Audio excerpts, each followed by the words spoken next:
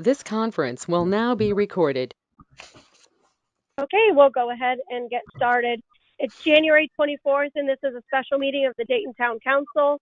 This meeting is being held by phone because of the COVID-19 pandemic and in compliance with the governor's executive orders. This meeting is open for the public to listen in real time and via recording afterwards, and an option has been provided for residents to speak during the meeting on agenda items. Present on the phone, we have Clerk Treasurer Michelle Freeward, Town Manager Mark Harlow, Town Marshal Scott Taylor, and 5 members of the Town Council that will now identify themselves by roll call. Ashley? I'm here. Dan? Yes, here. Ron? Here. Carla? Present. And I'm here, so all 5 members are present. We also have Colin Sullivan from BS&S on the line to answer questions if we have any. Before we start, I do want to say one thing. I used to read this whole long thing at the beginning of the meetings and then didn't feel I needed to, but now I feel as though I need to read this again. So everyone has been extended the courtesy of being allowed to speak at these meetings, but it is a privilege and not a right. In order to maintain decorum, when someone interrupts people, they will be muted. When someone deliberately misinterprets statements to disrupt our meeting, they will be muted and will only be unmuted to answer questions if needed. So in other words, once you're muted, you're going to stay muted. Okay, first on the agenda after roll call is the 2022 CCMG street selection and grant application approval. So Mark sent us all of the information and then sent more information, and then Ron asked some questions and we got those questions answered. Hopefully everybody got all their questions answered from Mark. Did anybody have any further questions or discussion about this?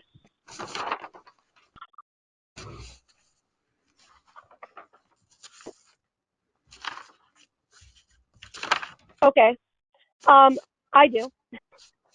I like these numbers are crazy high, so I think that we should probably eliminate some of the things. So on my elimination list, I have Hine Drive.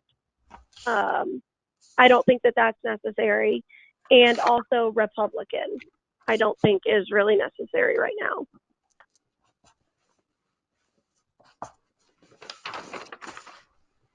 And this is Mark. Hey, Mark. So just so that we all have an understanding,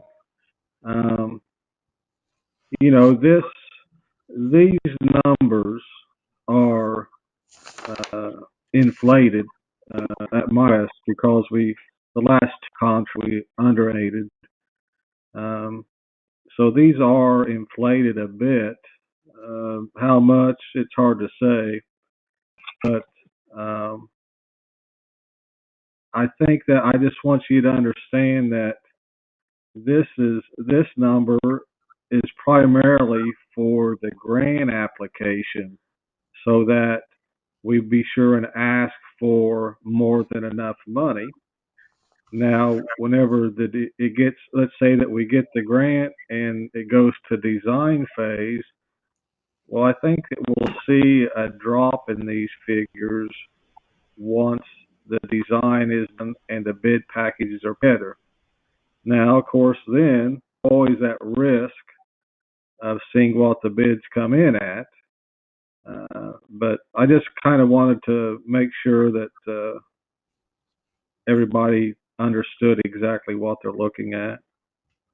Now, also concerning cost and adding or deleting any streets, something I notice is that on Wesleyan, since we are no longer installing the sidewalk, we usually only do concrete driveway approaches whenever we're putting in sidewalks. So we've deleted the sidewalk already.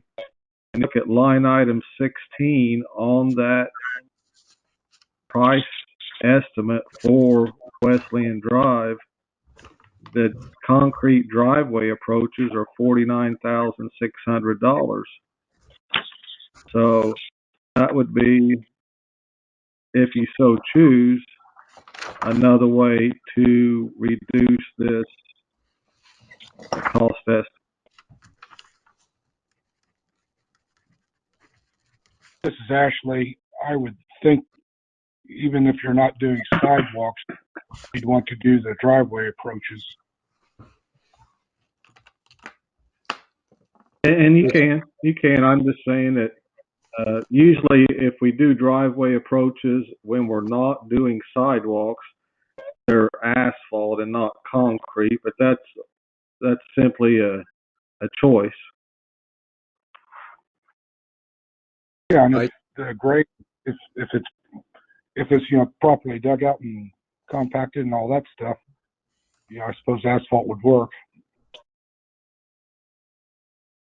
This is Ron. Can you hear me? Yep. Okay. I think down Wesleyan Drive, you've got one driveway approach that's a special gray gravel. You got another approach that's a eastern Merrimack River rock. You've got the church's properties that are asphalted already. So I think the best way to go that doesn't stick out, I don't know about what some people feel, but some of these concrete approaches in town, some of them are really high, some of them are big. They just stick out and they're sort of obtrusive.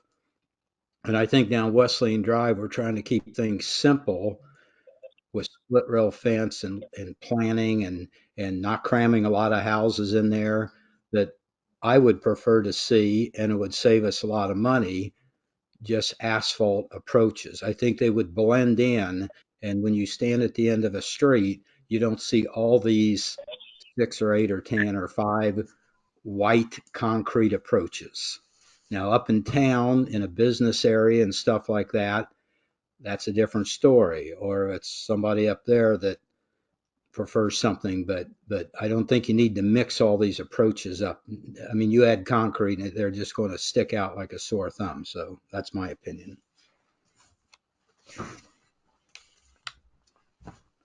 And we'd save a lot of money by doing it that way.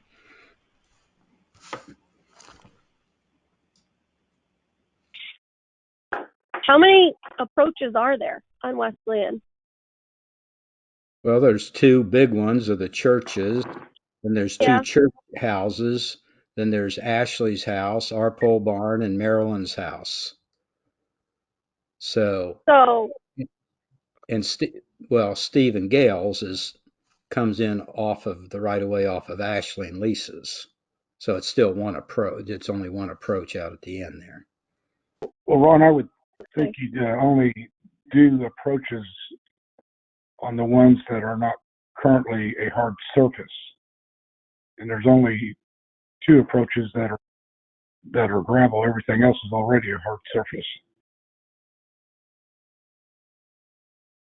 Were you wanting to redo the hard surface approaches? No, not necessarily, but I don't know. I'm trying to think up on Harrison. It seems like in town, some of these have had, like up by the school, there was an approach there that was just gravel and now it's concrete. Some asphalted ones stay asphalt, but some gravel ones turned asphalt or concrete. I don't know if it was that person's choice or what. If a church has, or you have, a concrete driveway and you want concrete, that's fine. Maybe we can just go up and down and see who wants, if they either want asphalt or concrete. I'm just saying up Marilyn's house, our place, the churches on up there by the church ought to all be asphalt. If you want concrete, that's fine. If the church, what's the church got next to you, the Mike and Shirley's house?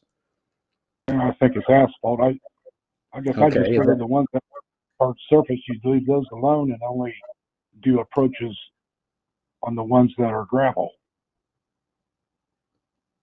Yeah, that's Okay, I thought on the ones that are already asphalt, sometimes you guys, they wanted to cut it, like in front of the nursery, they cut it out a couple foot, an inch or two deep, so they blended it in. I thought, but you don't have to, I guess, at the end of the church's driveways or the pastor's houses are okay. I guess you wouldn't have to blend it in. Okay. I mean, you wouldn't have to cut out the end 2 foot or so.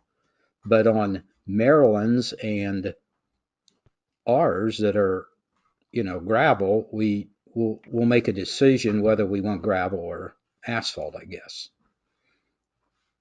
Yeah, Is that fair to everybody? yeah, I guess if it's in bad shape out by the street, then yeah, you cut it back to where you're trying to catch some good stuff, but Right. haven't walked along here to really notice if they're in good shape or bad shape. They look good as you drive by on it in a car, but Yeah. I think in front of the nursery it was a little bit cracking, but I thought I heard one of them say, well, they wanted to blend it in a better or something. I don't know. I don't really care if the driveway is nice shape, like I say, then don't go into the driveway. So that's fine. But I thought you were getting at even the ones with asphalt, changing them to concrete. And that's what I don't think you should do. no, I don't think you should either. Okay, good. So we're in agreement on this then. So Sounds like it. yeah.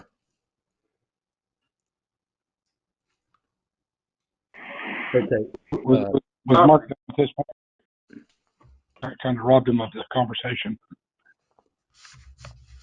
No, that I was just bringing up an option there. So just for clarification for Colin Sullivan with BFNS, all we're looking at on Wesleyan as far as driveway approaches would be the two on the north side of Wesleyan. Right. Is that correct, Ashley and Ron? I think so, yeah. And we can talk to Marilyn and Cindy and I will think if we want a couple foot of asphalt in there or whatever. So Sure. But just for budgeting purposes is talking about. right. Okay. Mark, All right. No, that's all I have. okay, Mark, while you're there, if we pick out 4 or Yeah. 3 or 5 streets or whatever we pick out tonight, and then they go through and enter this with the state, and at that time, the state then says, okay, you've got $600,000 approved or whatever, or 400 or whatever. At that time, you could take off a street, or can you take off a street and mix in something else, or can you add something back in? Probably not. No, you can eat things and then it's subtracted from the grant amount, whatever was budgeted for that, but you cannot add anything in or trade one street for another. Right. Okay.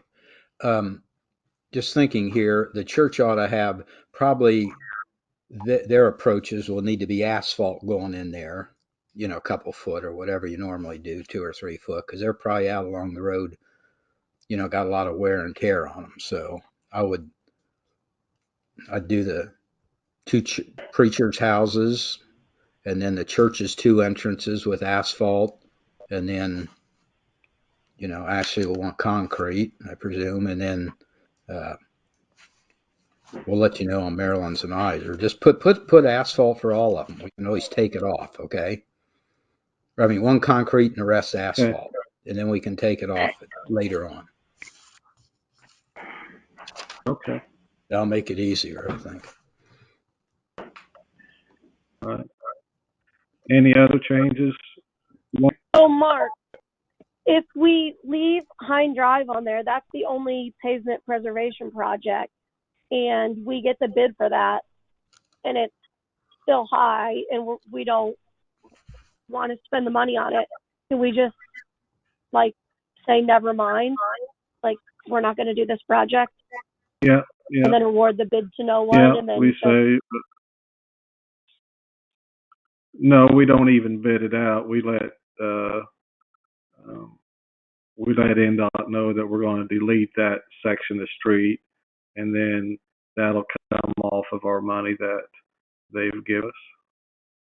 I mean, if we leave it in and like if we leave it in, don't change it tonight, and then we go through the whole thing and the bid comes in and we say to, like, you know, the council decides like that's still more than we're willing to put into this spot on that road, can we just without like a problem say we're not doing this? You know, that's a good question, and I don't know the answer 100%. I thought you just said take off. You could take off. You can't add, but you could take off stuff. Yeah, and you know that's you can take it off at the end. You just got to give the money back for that you were awarded. Right. Okay. Jen, remember one thing on it's $25,000 for the slurry or whatever's going up there on Hind Drive, but I'm not sure when they bid, that seems extremely high, but we got to remember when it comes down to the bid, the state will take care a part of Hind Drive. When it comes up there, the state goes over in front of McAllister, so that will be taken care of by the state. And if you come up Hind Drive and take a left going west, the first 30% of that is brand new blacktop that the truck place put in because they replaced it out in front of their whole entrance. So it looks to me like Hind Drive is only 40% of the total of Hind Drive, what everybody's picturing as Hind Drive. So that might come in. I'd leave it in and then take it out later, but that might come in at $6,000 or $8,000 to do that. But is this $25,000 that we are seeing right now? Is that for all of Hind Drive, or is that for the part of Hind Drive we would be talking about? It's probably the whole thing. Yeah, that was for the whole west side of Hind Drive there.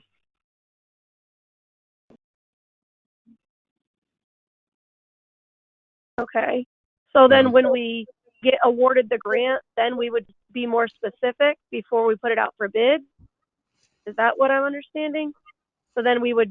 You are correct, yes. So then... Yeah, it would just be a quote probably at that point.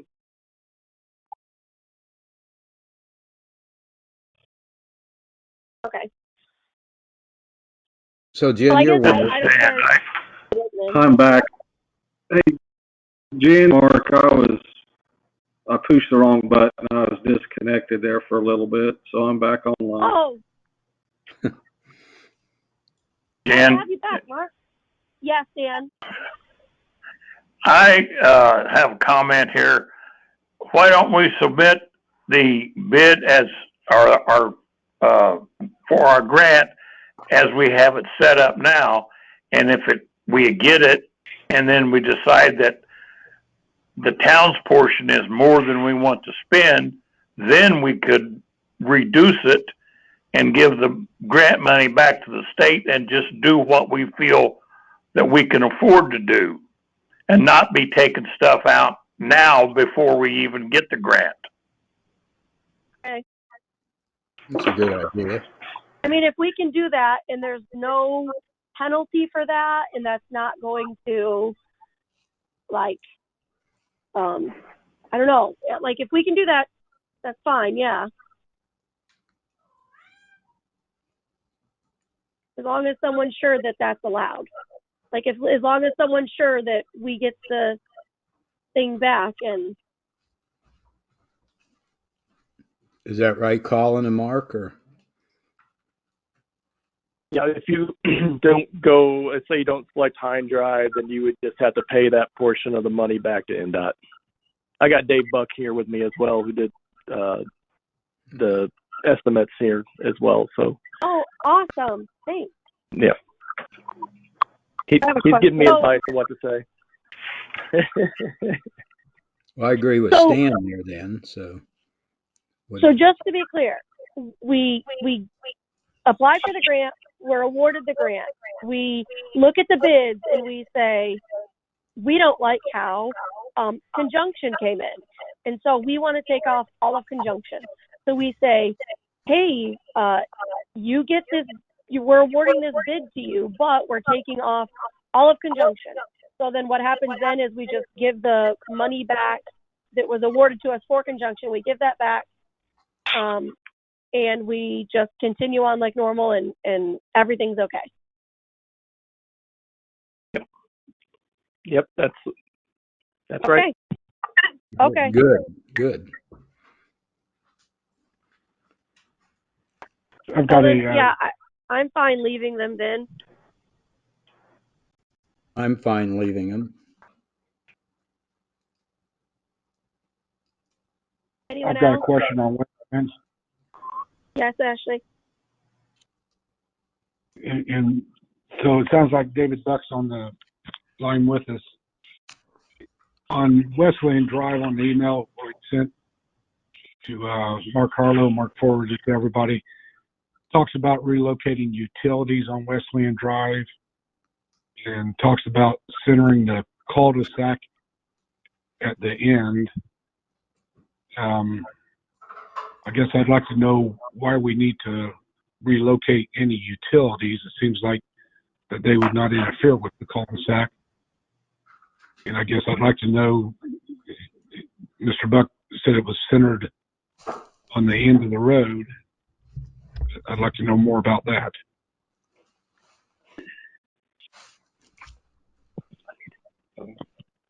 Yeah, I do not know for sure if we would need to be in the way of any, or if any utilities would be in the way of a cul-de-sac. Just for purposes of taking quantities and getting a budget number, I estimated it would be centered on the end of the street, so that the circle would kind of be, geometrically centered.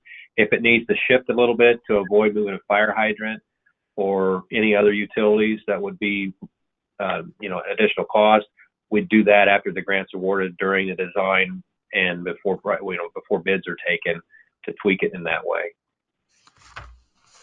Okay. We Appreciate it. would, okay. Mr. Buck. Were you done, Ashley? Yes, for right now. Okay. Go ahead, Ron. Okay, let's clarify centered on the end of the street. Does that mean you go to the end of the street and you put a stake there, and then that's the center of your cul-de-sac, and then you take a circle, take that line out 70 foot and make a circle all the way around. So basically part of that cul-de-sac is on new land, and part of the street is under the cul-de-sac. Is that what you're talking about, centered on the end of the street? Or are you talking about centered on the end of the street where the east edge of the cul-de-sac is flush with the east edge of Wesleyan Drive? So therefore, the cul-de-sac is taking up the street and only the church's property and Ron and Cindy's, versus at the end of the Wesleyan Drive where it's taking up Ron and Cindy's, Ashley and Lisa's, and the churches and the streets. A little bit of both, Ron, honestly. It's not fully tangent all the way to the end of the cul-de-sac like the second scenario described, and it's not fully starting at the very end with the center. It's somewhere between the two, but all the properties are being affected, I can tell you that. Okay. So Why I would guess, yeah, my question then to Ashley, and he's probably going to say something here. Ashley, where do you want to see it on the end of that street?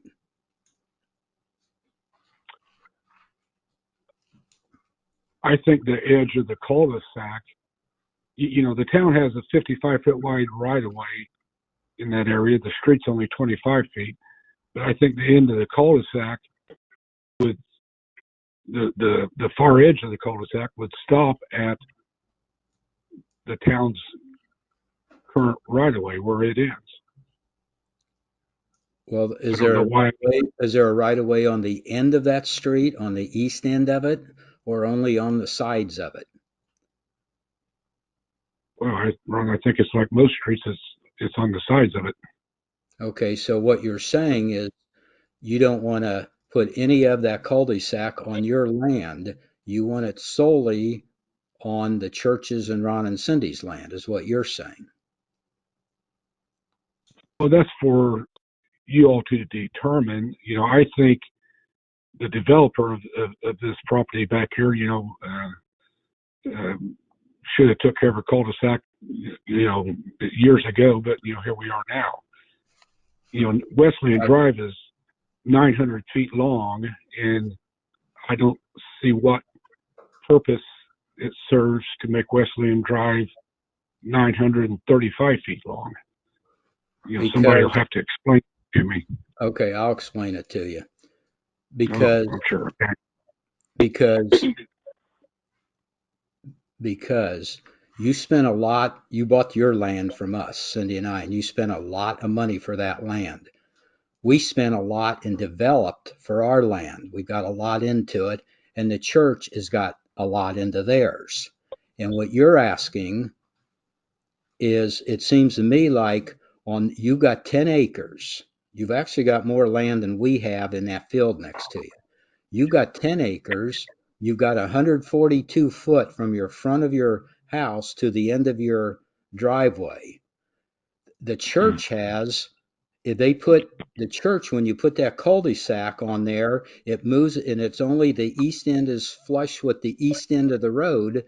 That means the sides of that cul-de-sac, the road's 22 foot wide. That means that cul-de-sac is going to come out into the church's front yard and take half of that front yard away to their house, almost 40% of that front yard, and 2/3, 75% or so of the whole front along the drive. So they're going to lose 30 to 40% of their front yard by doing that, and Ashley and Lisa are going to not lose 1 foot.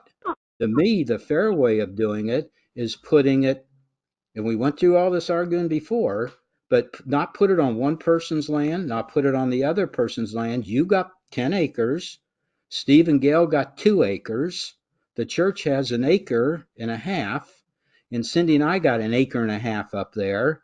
So seems to me like the fair thing is put it dead square on the end of that road, and it moves it east a little bit, and optically illusion, the church doesn't lose half their front yard, and everybody, it just moves it 30 foot one way, and you still have 110 foot from your front door to the end of your driveway. I mean, after all, Baker's Farm's got 25 foot driveways or 40. You would have 110, 3 times that much. So I think we need to be fair about this thing. So what are your thoughts on that? I'd say good luck in court.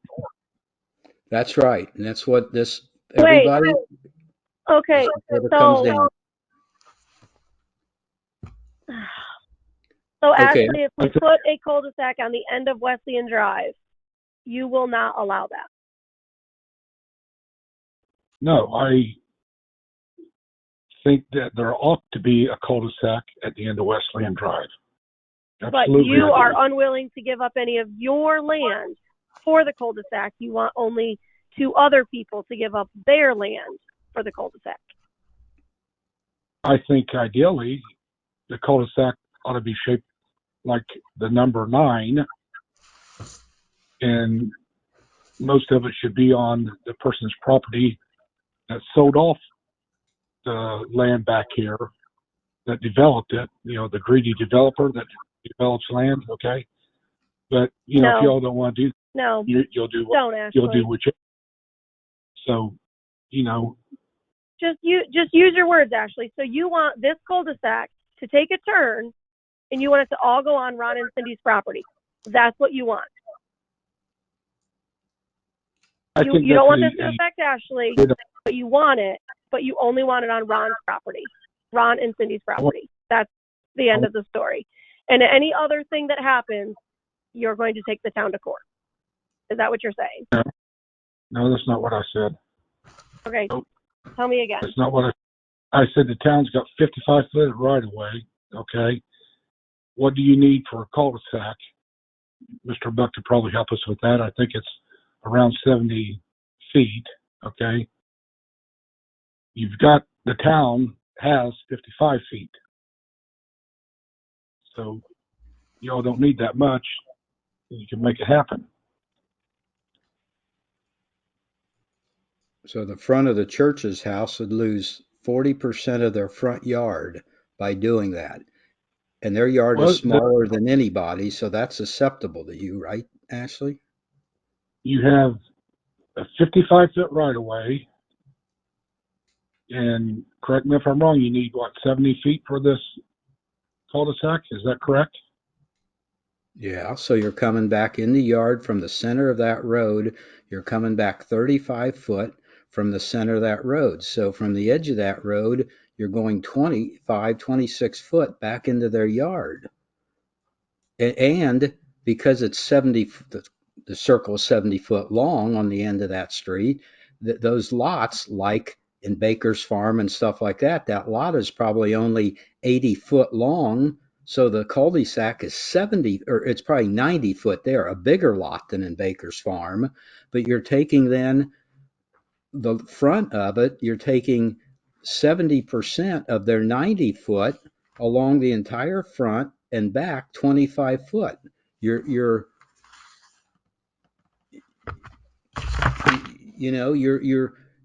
just so you can keep your whole 10 acres intact. And by the way, that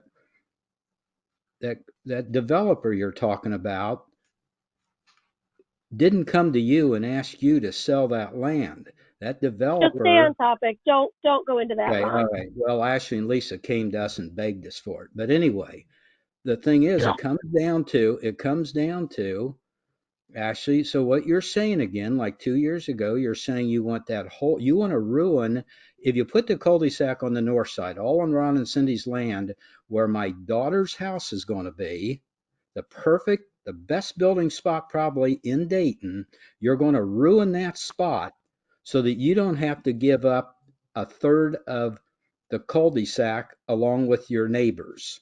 And you'll also, in the same token, ruin the entire church's property so you don't have to give up 20 or 30 foot on the end of that road where everybody else has given up 20 to 30 foot. Can I ask a question? Ashley, why is this cul-de-sac important? Why do you think it's necessary? There's a whole engineering study on that. We got garbage trucks backing down Wesleyan Drive.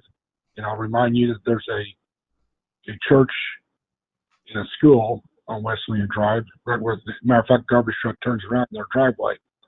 You have all your package delivery trucks and that sort of thing. Every street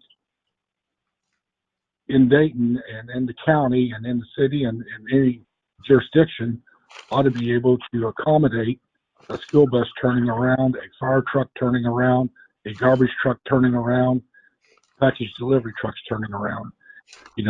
Cul-de-sacs, as it was pointed out in the engineering study on this matter, was the second best option. The best option was to complete Shady Lane and Wesleyan to a point where they connected so you had a through street. That was the number one way of dealing with this. And it would serve, as an alternate entrance should you need one to the areas. But so anyway, you've got a engineering study. If anybody needs a copy of it, I'd be more happy to provide it to you, but it was on the town website where you could look at it. So, but Ashley, you all want I started talking, Ashley. You stopped.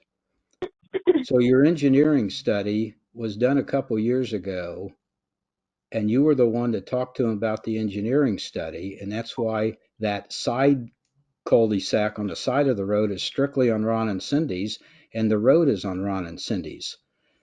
I wonder why nobody ever brought up, if this is so bad and so dangerous and a school bus turned around from the parking lot of the church down to your property is, say, 100 foot, 120 foot.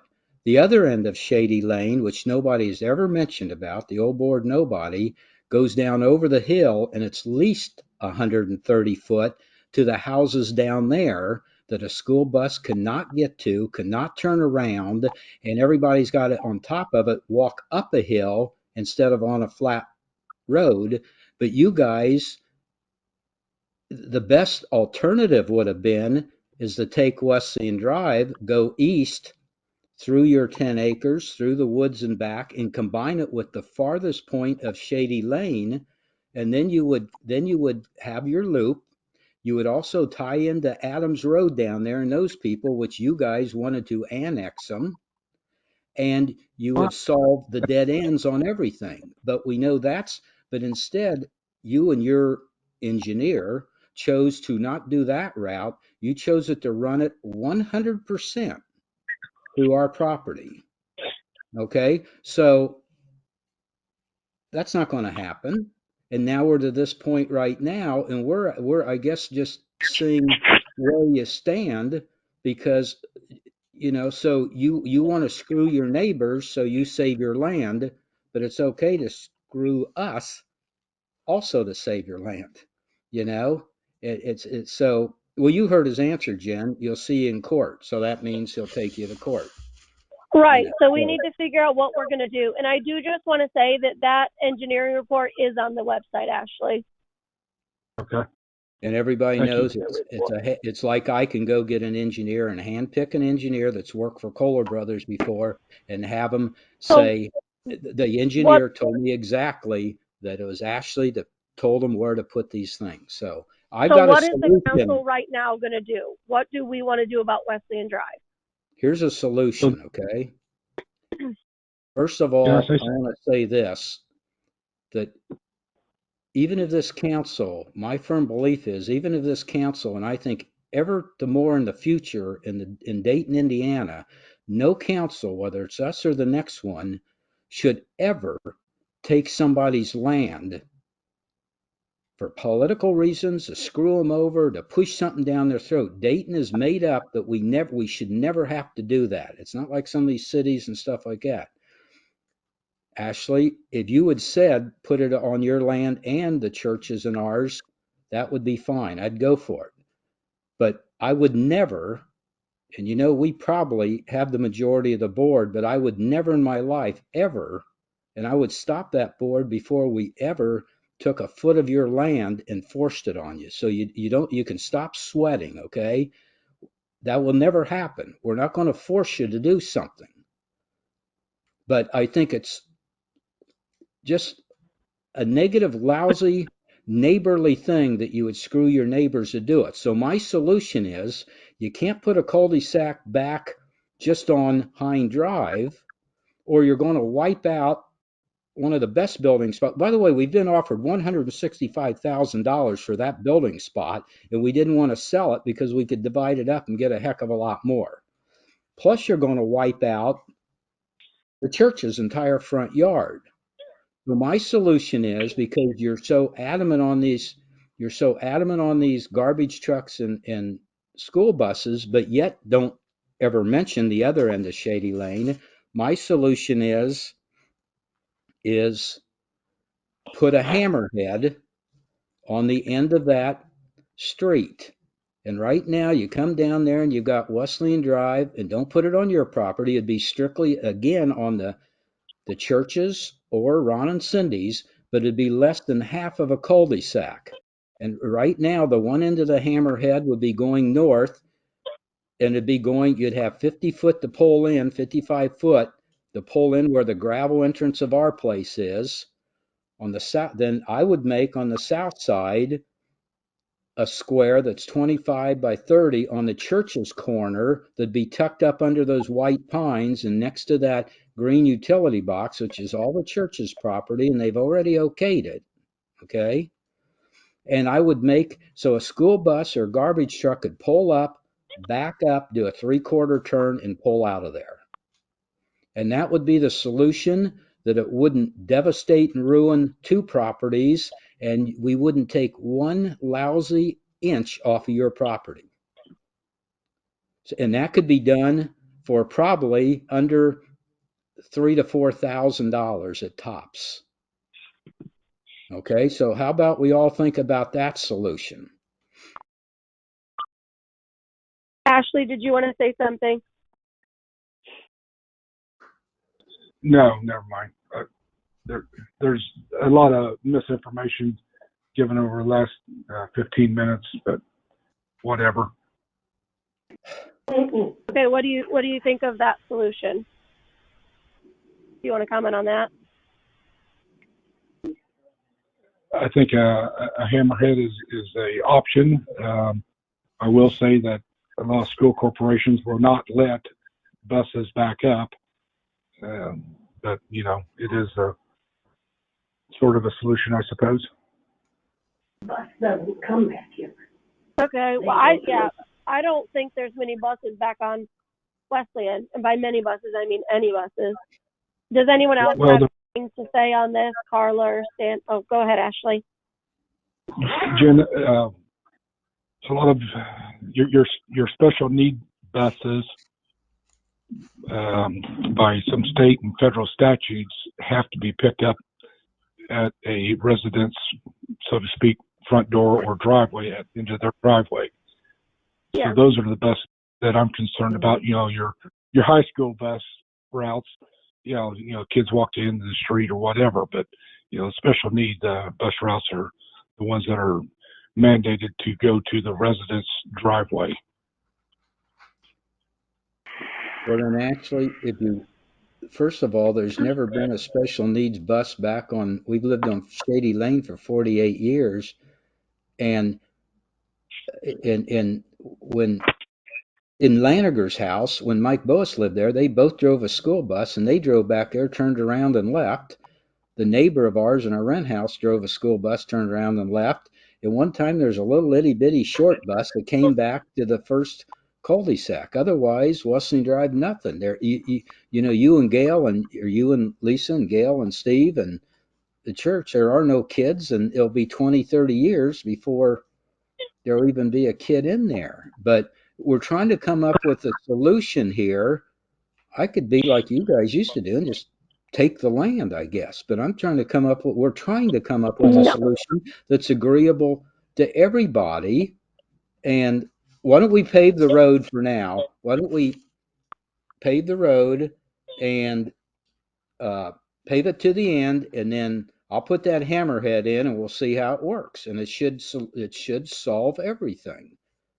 Then Can the hammerhead be part of this grant right now? Like, can we do it all at one time?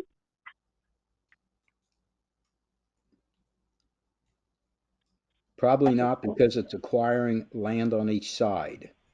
Okay. I mean, if we're going to pay for it anyway, even if we have to pay for it, we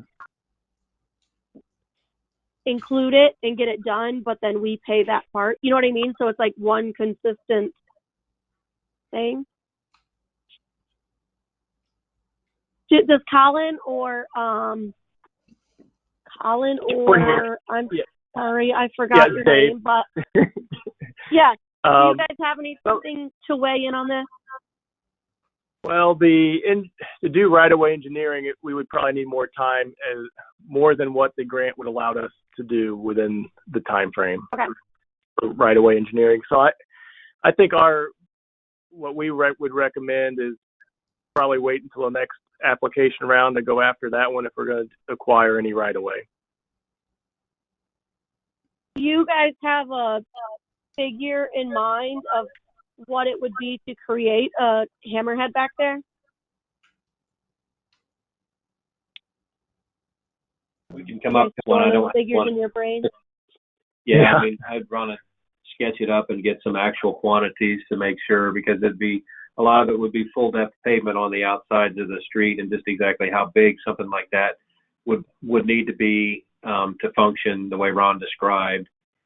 Certainly it's feasible. I just want to have a chance to make a sketch and put some numbers to it. But cost construction wise isn't the challenge. It's more like Colin said, getting through the land acquisition process and following all those steps.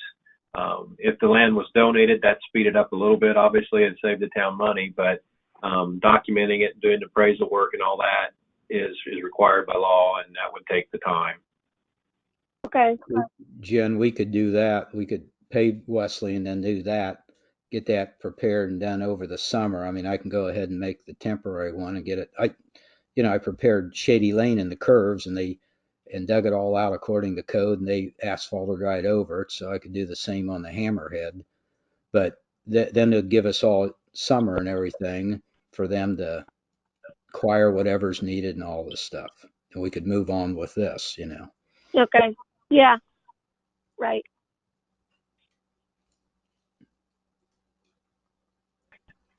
I guess it's safe to say that a cul-de-sac back on Wesleyan is not happening.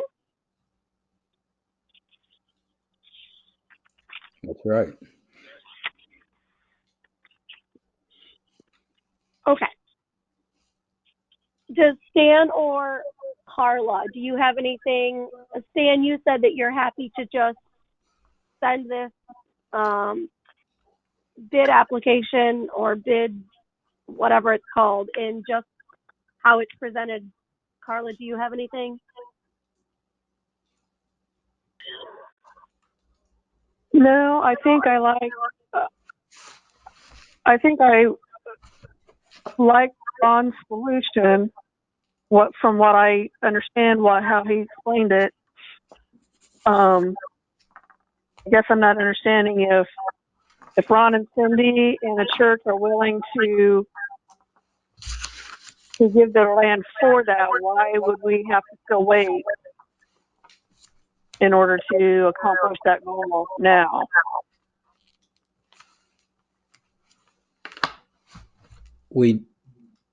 Carla, I think when I checked into the legalities of it, we're going to need a little time, and I don't think we have the time right now, okay? I think your thoughts are in the right direction, but it's going to do this right and everything. We just need more time, and I think it'll screw up our grants, so. Okay. That's fine. Otherwise, other than that, then that was my only, I just still can't quite figure that out, but if it's a legality thing, then that's fine. Other than that, then I'm fine moving forward with what we have. Good. Okay, so I would move to have BF&S submit our 2022 CCMG grant application. I second it. Okay, there's been a motion made by myself and seconded by Stan to have BF&S go ahead and move forward with our grant application. Is there any further discussion before we vote? I've got one more item. Okay, Ashley. We have Haggerty that's closed here north of town. State Road 38 is going to be closed here in the not too distant future. I believe Mark could probably tell us what day that's happening. We may want to hold off on doing any work on Dayton Road until after State Road 38's open back up and Haggerty's open back up. I think we're going to have a lot of traffic through Dayton this summer and this fall, and I'm not so sure that that's a good time to tear into the only north-south road in between those two roads. I think that isn't the route going to take them up 26 and around. I don't think we ought to stop with this. I think we ought to proceed and get this done. Otherwise, we'll have to wait another year. Yeah.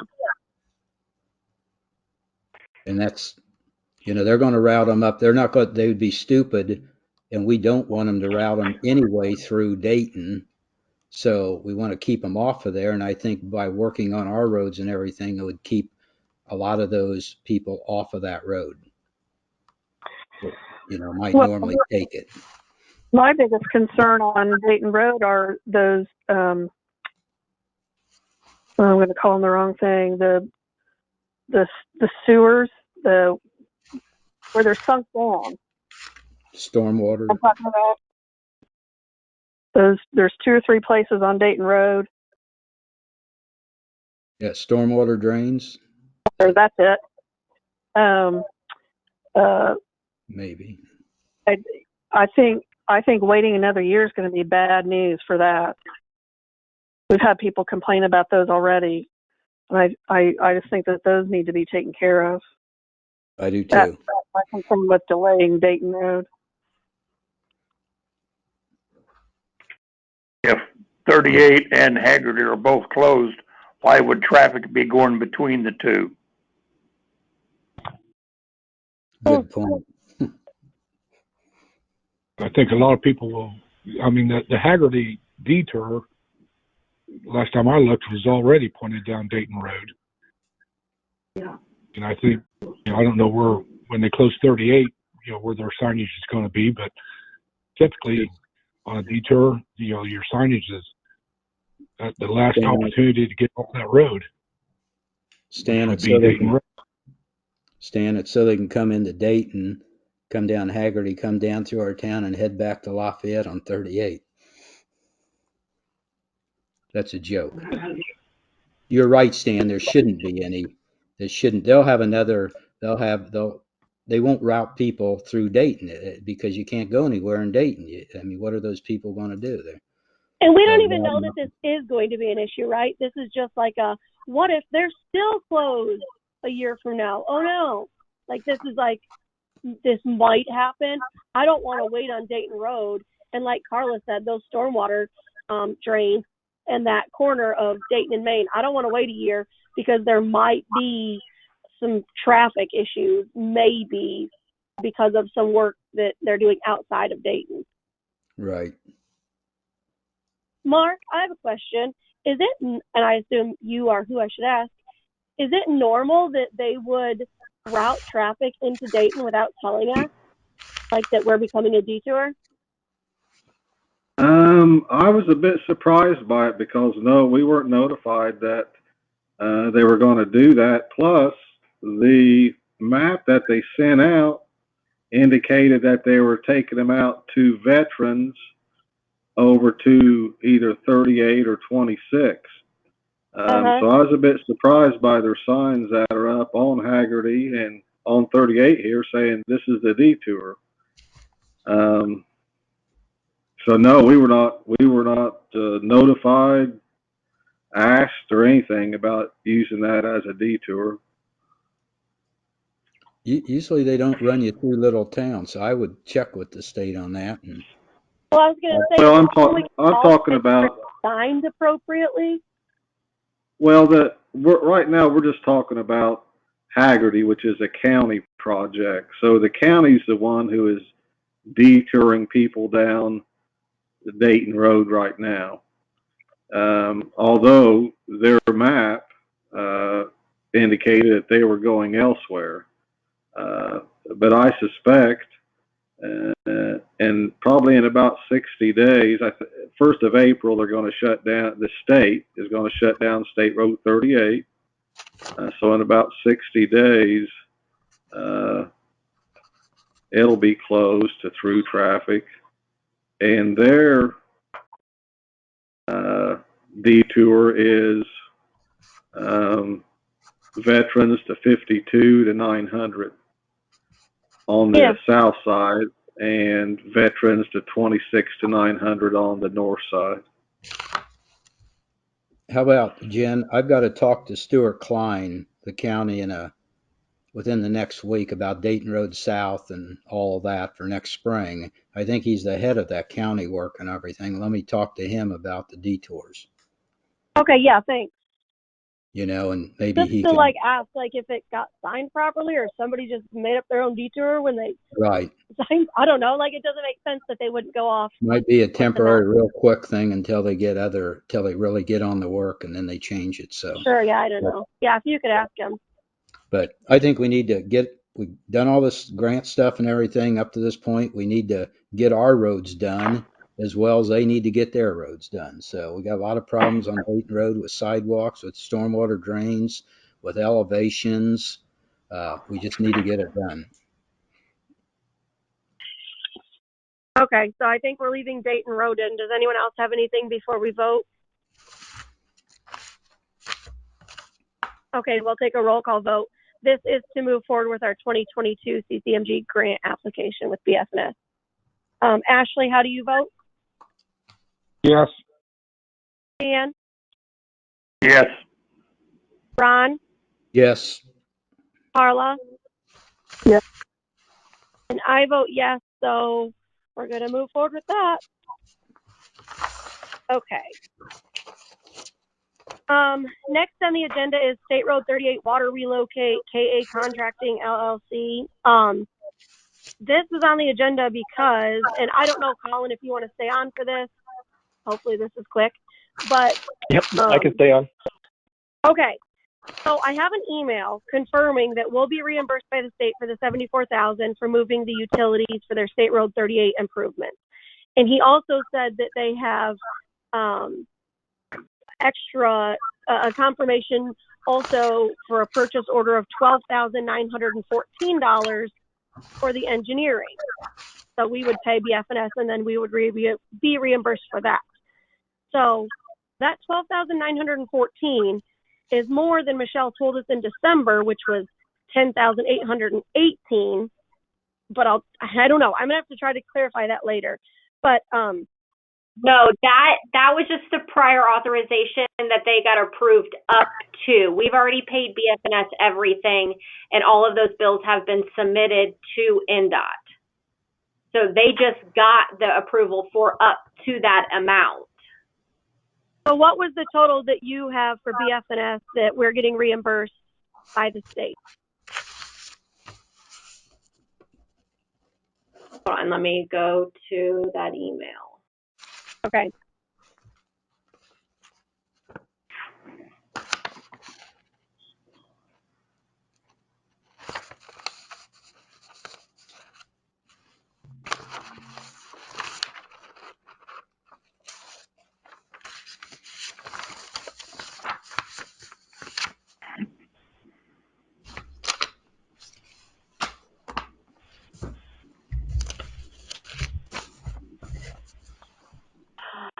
Give me just 1 second.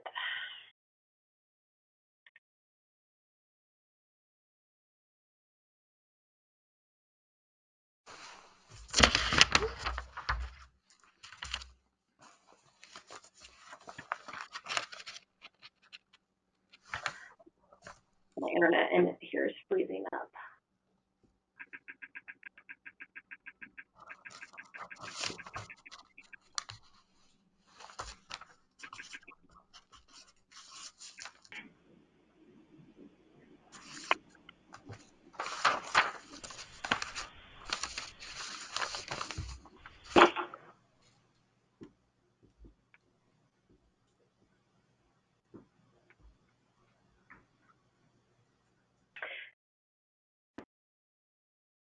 Okay, so I think maybe, so it does. When I sent the email over, it was the $12,914.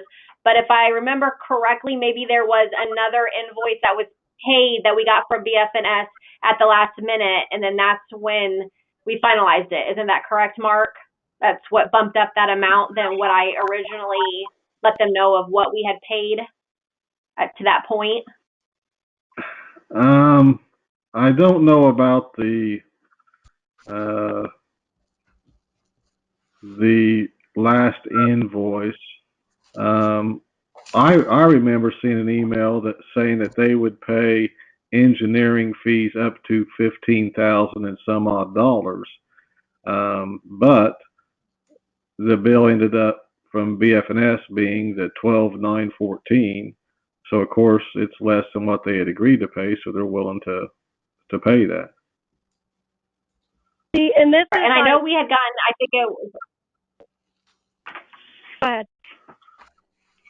I was going to say, I know that we had gotten that $1,000 bill, and then, I think what the issue was, was it Colin? Were you the one who I talked to confirm, to make sure that we were adding up the numbers correctly because there was a conflict of payment? Were you the one who I was working with on that? Yes, okay. That was me. So there was one invoice that I think I might have reported or something, but then realized that we didn't pay the full invoice. But then when I talked to Colin, it wasn't actually part that we owed. So then that's when I went and back and double checked. But I have a full file that I can send the board that shows the exact file that I sent to NDOT to show them all of the BF&S bills that were paid for the State Road 38. So I can send you guys the file of what I submitted. And your total for that is $12,914? Yes, that is the original email that I sent for everything. That was the $12,914. See, and I'm concerned. I don't want the state to over reimburse us, like overpay us, and then somehow that messes up the entire thing and we have to pay all the engineering back. Because according to the records I have, the engineering for that was $10,700.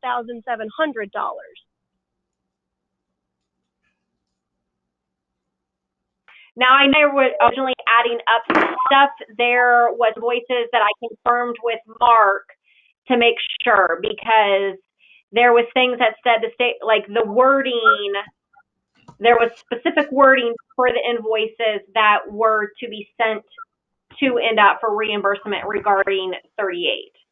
I had to separate those invoices. So I can send you guys the file of what, because I gave them to Mark. I went through them with Mark before I scanned them, added them up. I also confirmed with Colin before we then sent them to NDOT for approval for the prior authorization of reimbursement. And then I have them actually sat out here separated to keep them out until everything was done. But I had Mark double check every invoice before I scanned it and turned it in to NDOT to make sure that I wasn't turning in anything more or anything less. And that's why I confirmed with Colin, because like I said, I didn't want to turn it in and then get the prior authorization and be like, oh no, we missed an invoice, and then had to go through that whole process again. Yeah. Because Jen, what I think you're I don't want to start an argument, but during the last meeting, when you said that you and Mark had emails with NDOT, we asked if we could have them, and you said yes. But then afterwards, I asked Mark for them, and he said he wasn't even on those emails. I asked you for them. You refused to give them to me unless I filled out a public access request form. So then I don't have that information. I don't know. This whole situation also Mark was on the original. In December, hold on.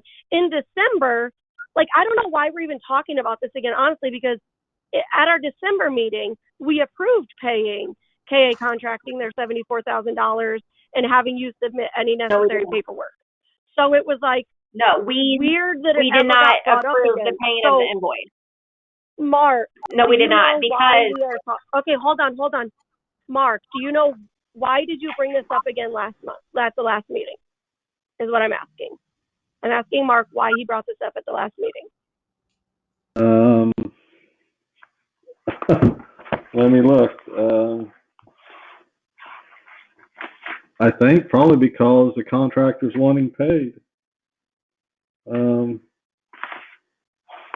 Let me see. At the December meeting, we had discussed that we were not sure if we paid it and then NDOT reimbursed us, or if we sent it to NDOT and then NDOT paid it.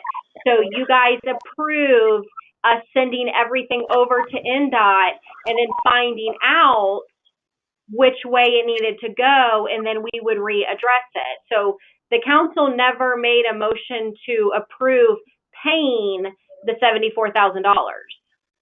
So it was then my we motion. submitted all the paperwork. Go ahead.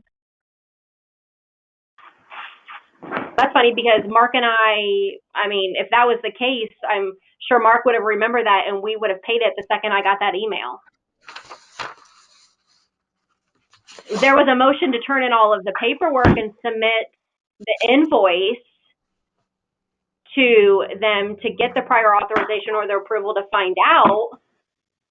But I'm almost 100% sure there was no motion or vote to actually pay the town to pay that $74,000 because we didn't want to pay it and then not get reimbursed because NDOT was supposed to pay it.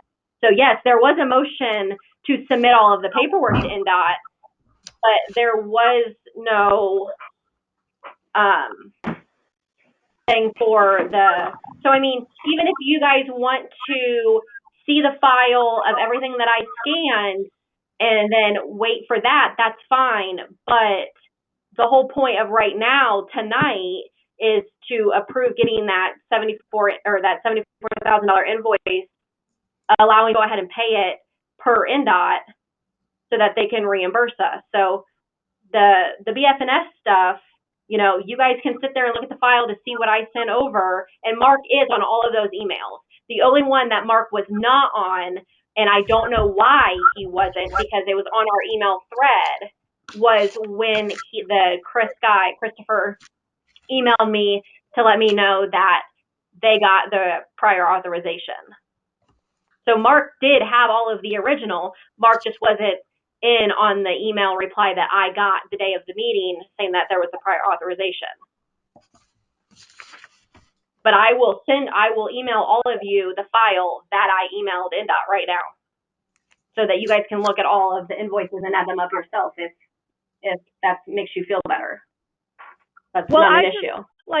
I felt fine about this after the December meeting when we moved on from it, and then it came up again, and there were emails, and I don't know what the emails were about, and then there's a $12,000 amount, but I've got a $10,000 amount, $10,700 amount, but then you had said $10,818, so then none of the numbers are matching, and now you're asking for approval again, and we've already, it was one motion. I made a motion to approve the $74,000 to KA Contracting and to have Michelle submit any necessary paperwork was the full motion. And you approve the contract or the thing or the actual payment? Because that's two different things.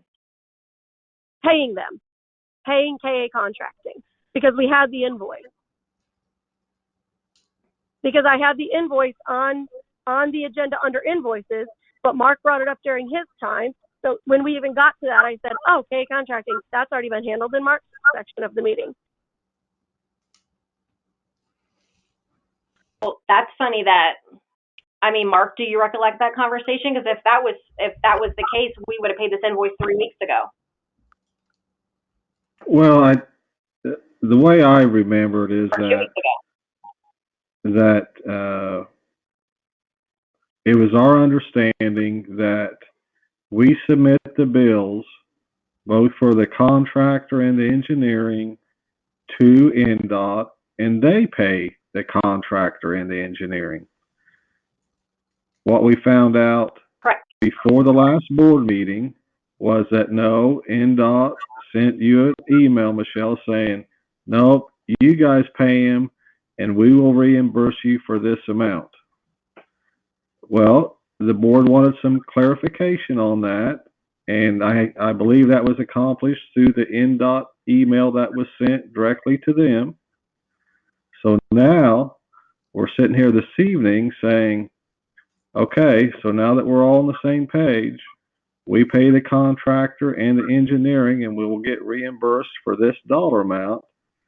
I'm hoping that this evening what happens is that you get approval to write the check to KA Contracting for $74,000. Now, if there's a question about the exact dollar amount with the BF&S, Michelle, send them all the invoices so that they're comfortable with that final dollar figure, and we can move on from there. Right. I mean, I don't see, I don't know. We'll all go back and brought listen. Up again the last meeting because it was taken care of in December. So Mark, when you brought it up at the last meeting, what were you wanting at the last meeting? I was wanting it so that we could get the contractor paid.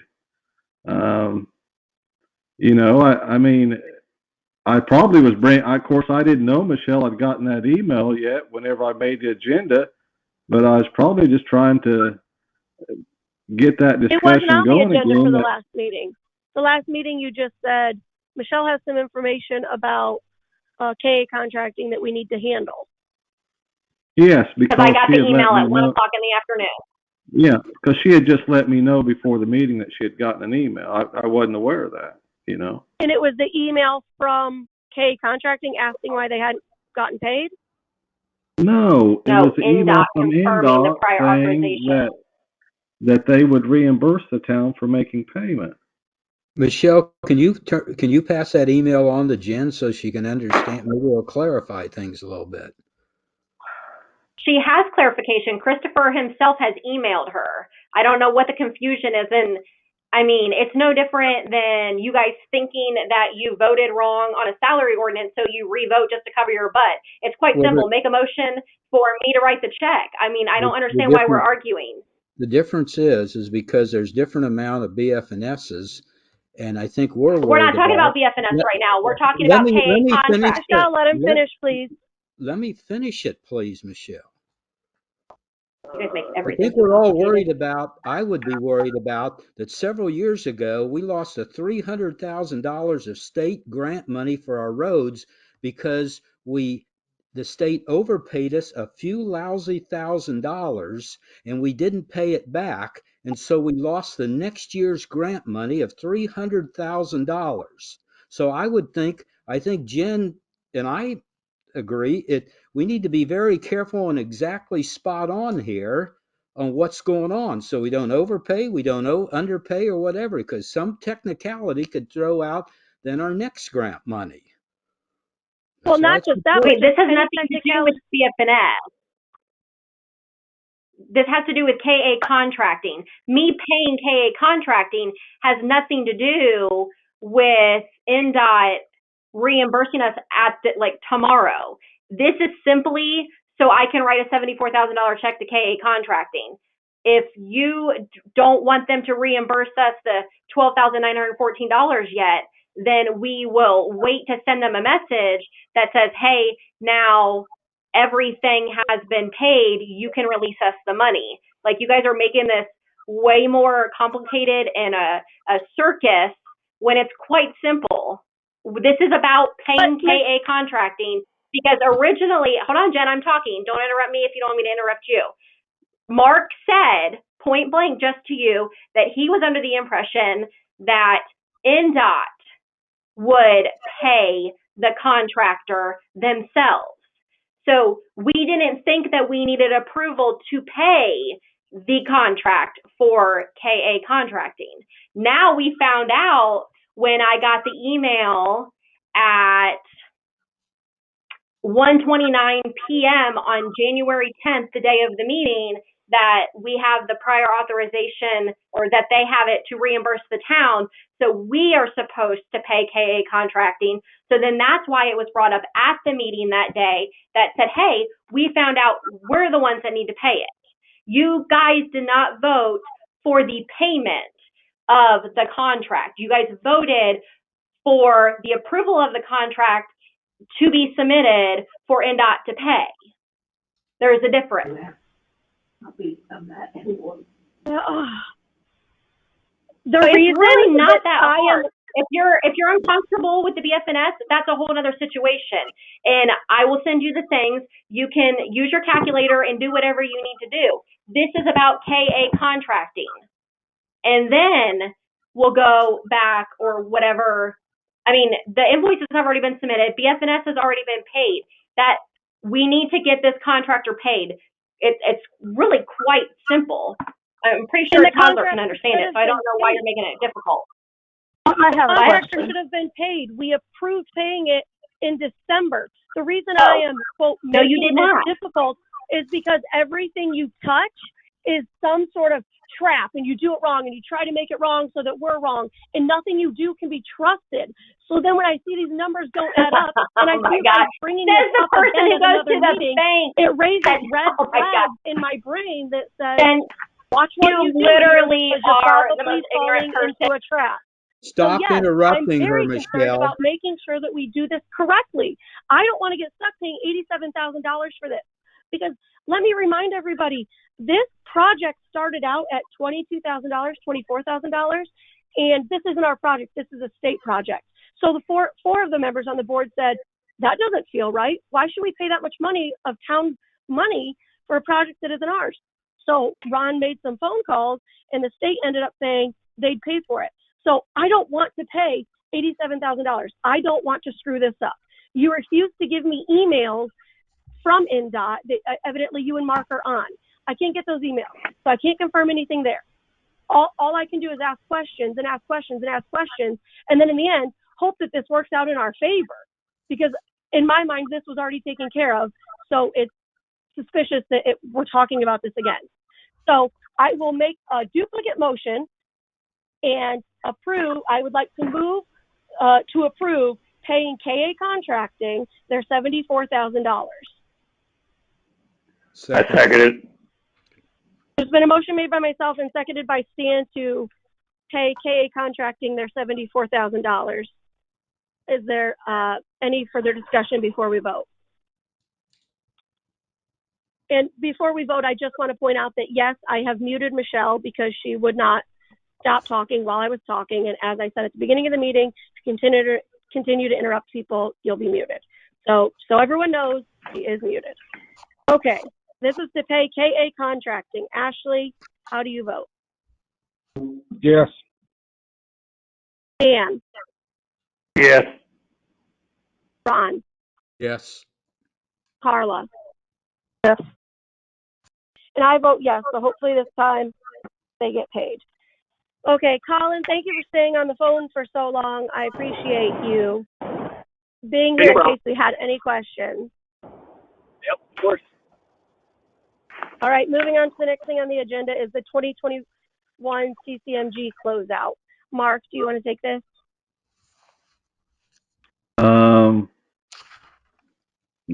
I get we're still at the same point where we were at the January 10th meeting.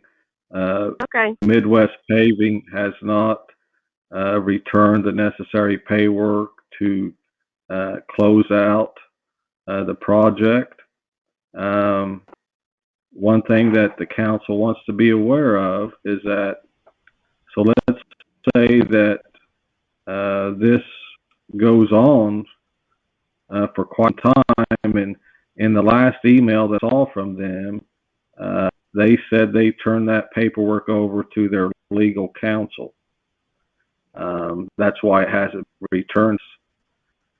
So just so we're all on the same page, that not closing out 2021 CCMG contract does not affect anything that may be eligible for in the 22 calendar year, but if not resolved before January 1st of 2023, we would then be ineligible to apply for more funding.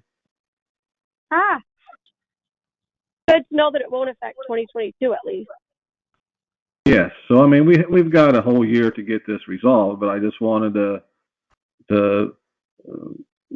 just give you the information. We're good for this calendar year, but if it would happen to go longer than 12 more months, it would affect our 2023 application. Right. Hopefully it won't, but I wanted to at least make sure everybody had a clear understanding of that. Thank you. Yeah. All right. Moving on to the 50-year long-range transportation plan.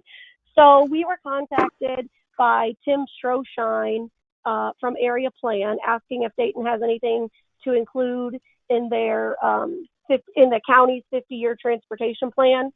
And that reminded me that we said when we ended Yost Drive that we'd like to use that land for recreational trails. And also, recreational trails was a popular response on that survey, that SurveyMonkey survey that we put out. So I want to go ahead and ask Alicia to make up a resolution to designate that land that the town owns inside the town and outside of town limits for recreational trails. Okay. You need a motion on that? Yeah, probably. Yes. Yeah, I'd like to make a motion to have Alicia make a resolution for the February meeting, designing our land inside and outside the town limits for recreational trails. I second it. Oh, okay. There's been a motion made by Ron and seconded by Stan to have Alicia draw up a resolution designating our land as recreational trails. Is there any discussion before we vote?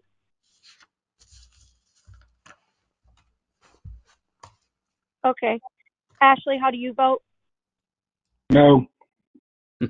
Oh, okay. Stan? Yes. Ron? Yes. Carla? Yes.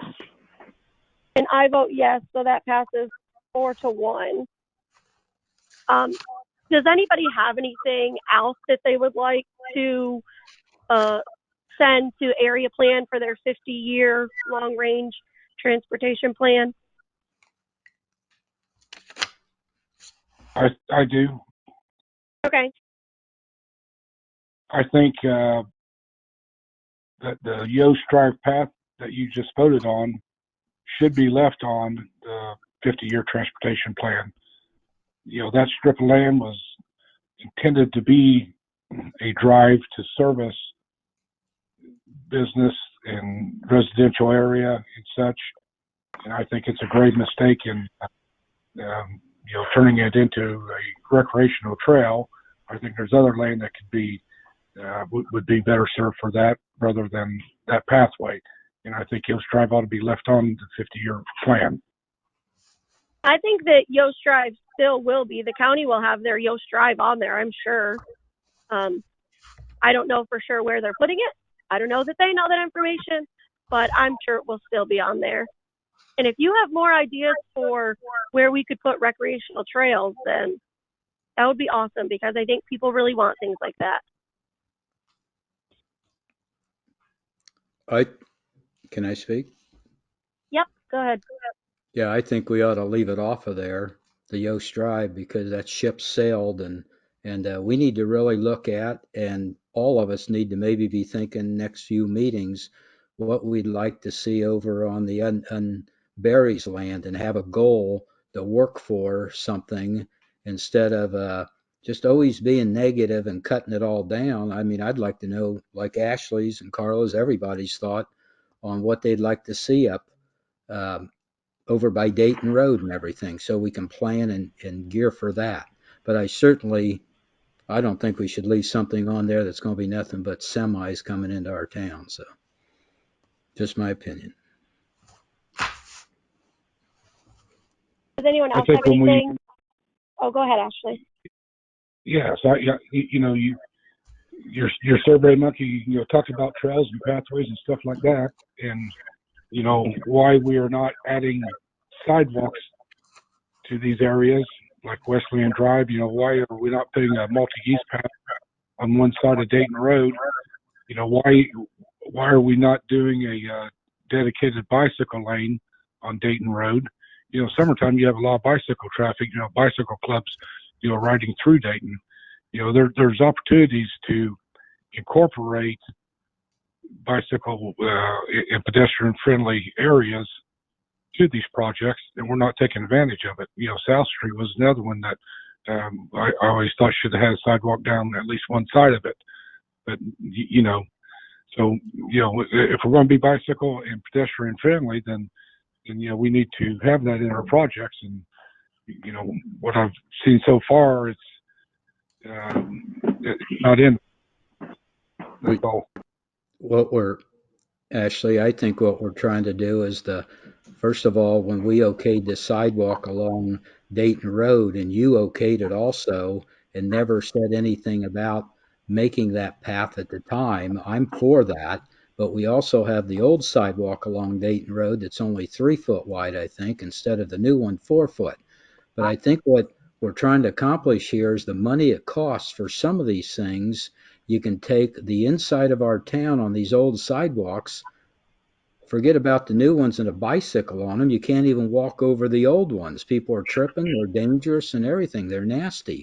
So we're trying to get streets done, and instead of South Street sidewalk, which there's hardly anybody walking down there, we're trying to get Conjunction Street done up in the streets by the sidewalks by the school, where there's thousands of people walking each week on them versus maybe 20 in a week on another sidewalk.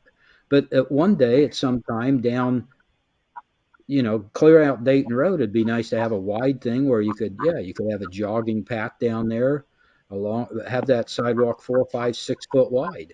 That would be great. But, we okayed the other one too, and it was never brought up. So anyway, we're trying to stretch our dollars. There's only so many dollars, and we're trying to get the pitiful sidewalks in town done first. Well, Ron, I'll remind you when we looked at Dayton Road that I, with every other board member standing around me, brought up the fact that we ought to do sidewalk on one side and multi-use path on the other side. So I did bring that up amongst the board members. At South Street, the other day I saw a school bus unloading at the corner of Dayton Road and South Street. I counted 7 children that got off that bus and took off walking down South Street. So, there are kids on South Street. Yeah, I never said there wasn't. I agree with you. There are. The South Street has people on it, but the difference is go up and look at the school buses and the people walking around up on Conjunction and stuff. You might have 70 walking down there in a day. So you got to pick and choose. And I agree at that. I'm all for these wider sidewalks with pathways and bike trails. I think they're neat in other towns, and I remember you saying it. But when we came up and talked about actually a year ago doing the sidewalk for the church along there and everything, nobody ever really pushed it, So good thing we probably didn't, because that outfit we had do it screwed it up anyway and had to redo it. So, but anyway, I agree with, wider sidewalks, but that's all.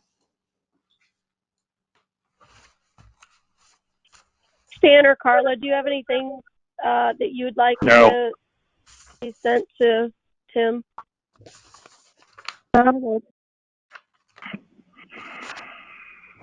Okay. And this 50-year long-range plan is redone every few years, so it's not like we missed our opportunity to get on their plan for 50 years, just so everybody knows. All right. The next thing is the Randy Martin stay / training reporting. We all got the agreement, the stay agreement that Alicia wrote up.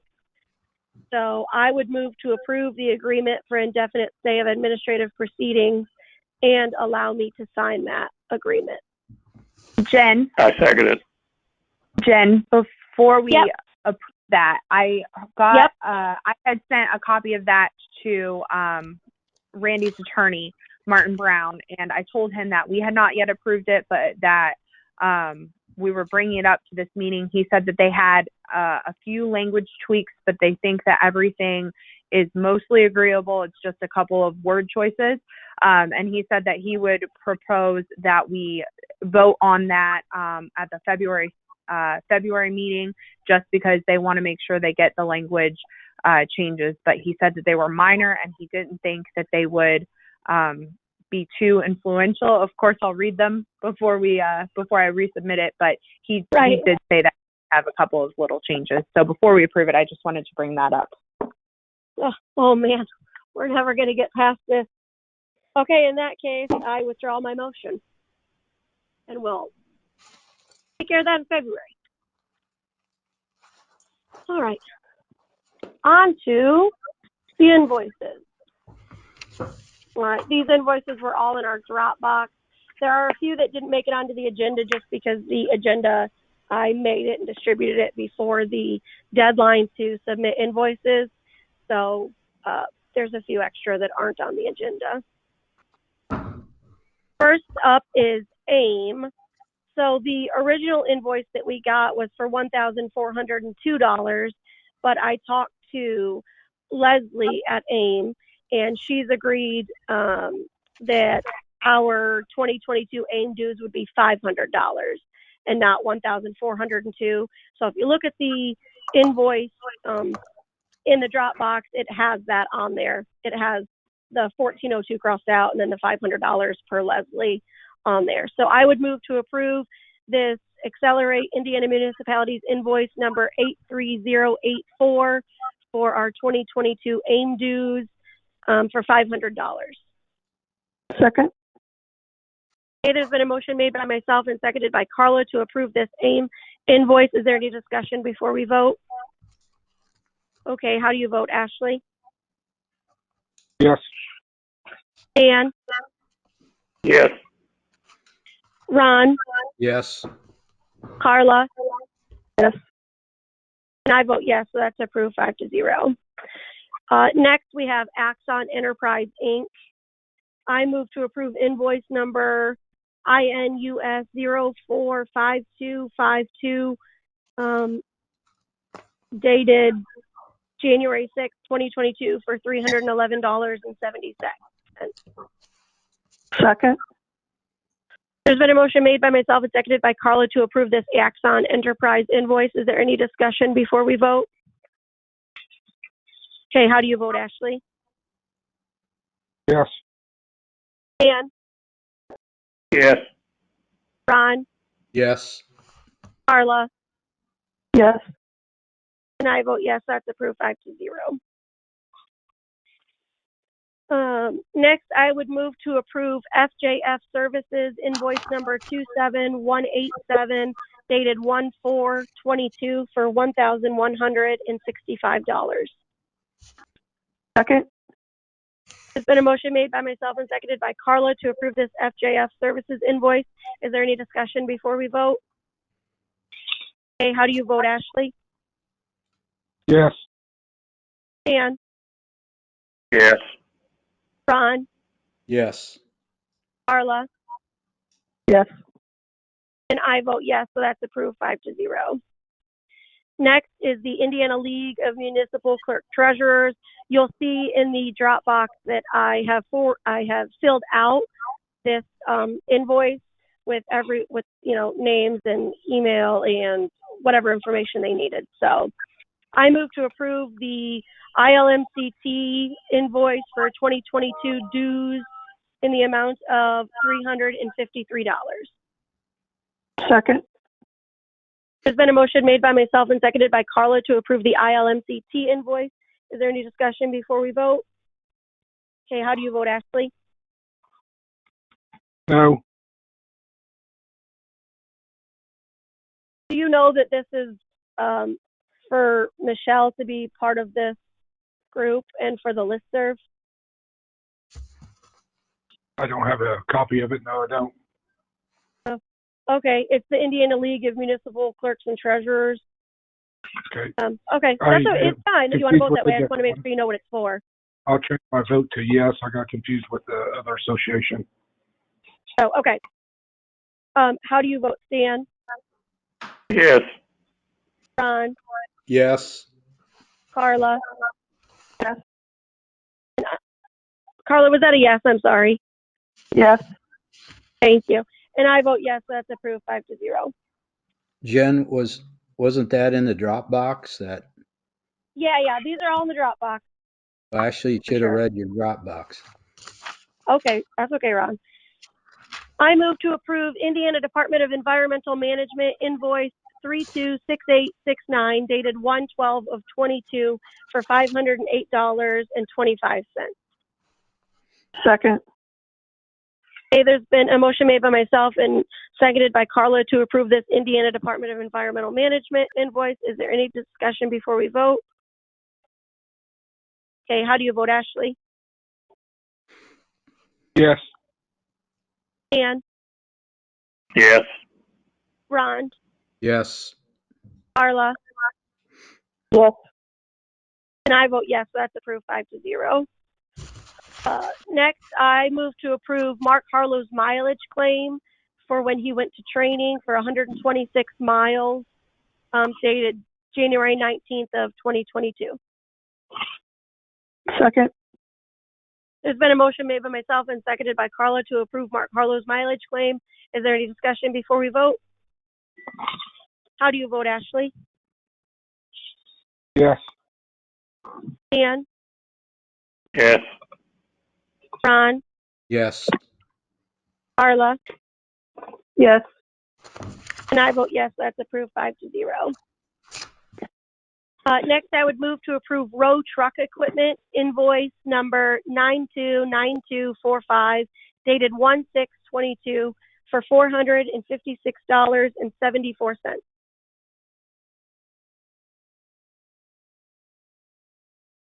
Is there a second? Second. Okay, there's been a motion made by myself and seconded by Ron to approve this row truck equipment invoice. Is there any discussion before we vote? Okay, how do you vote, Ashley? Yes. Dan? Yes. Ron? Yes. Carla?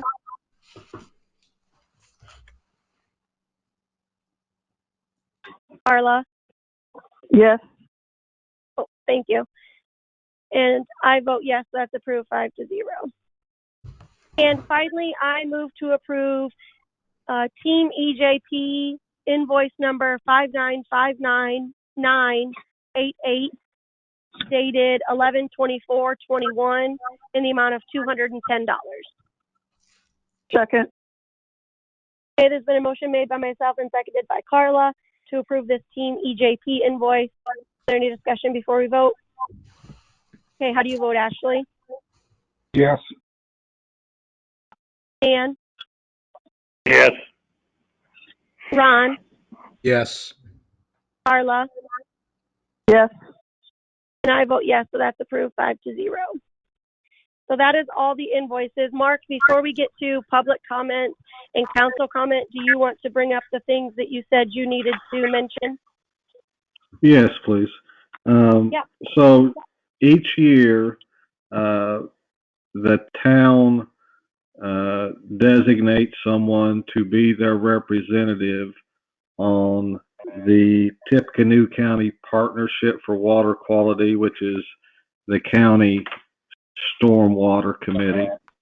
And what they, in the past 3 years, it's been me, but they require a letter from the town saying so-and-so is designated as a town of Dayton representative. So it's that time again. So in the past, at times it's been a town council member. Since I've been here, I've taken care of that position, and I would be glad to continue to do that. But just wanted to bring it up that we kind of need to make a motion and designate who you want that person to be for the 2022 calendar year. All right, I would move to designate Mark Harlow as our representative on, what was it for again? Tippecanoe County Water Quality. Yeah, partnership. Yeah. I second it. Okay, there's been a motion made by myself and seconded by Stan to designate Mark Harlow as our representative. Is there any discussion before we vote? Okay, how do you vote, Ashley? Yes. Stan? Yes. Ron? Yes. Carla? Yes. And I vote yes, so that passes 5-0. So do you need me to write up a letter, Mark, to them? No, I'll type something up like I have in the past, okay. and I'll send it to you, and you can look at it, and then we'll just have to sign it. The second part of that is that they, I don't want to say require, but they encourage members of the county stormwater committee to attend the stormwater conference over at Purdue each year. This year it's on February 10th. It's from like 9 to 3 for one day. But there is a cost for that. It's $125. I'm not offended if you don't want me to attend it, and I'm not offended if you do want me to attend it. So, but you think it'd be helpful? If you do want me to, I think so. What it does, it just brings you up to speed on the new laws concerning stormwater management, and that's a fairly large topic in Tippecanoe County because of Wildcat Creek's designation and also the Wabash River. So what I'm saying is, yeah, we need to be up to speed on it. I'd be glad to attend it, but there is a cost, and whenever I register for it, I just want to be upfront that there is a $125 fee for attending that conference over at Purdue on February 10th. And this would be different, like, information that they're giving you, or more in-depth information than what you would get from, like, the Rural Alliance of Indiana Alliance of Rural Water. Well, whatever that's called. Yeah, it would be different Alliance. or more. Yeah. Yeah, Indiana Rural Alliance, that is really water and sanitary sewer. This rainwater or stormwater management. Okay. And the reason they're encouraging us to attend this is that the state just recently, IDM, Department of Environmental Management, recently made stricter rules concerning stormwater management in the state of Indiana. So they said the purpose of this will be able to bring everybody up to speed on the new laws that the state's enacted. I'm on board with you going if that is something that you want to do, if you're willing to do that. Yeah, I'm willing to. Does anyone else have a problem with that? Good idea. Okay. I think it's great. All right. I don't think we need a motion for it, but I just kind of wanted to talk about it. But that's all I've got. Okay, thanks, Mark. We have no public comments, so we'll move on to council comments.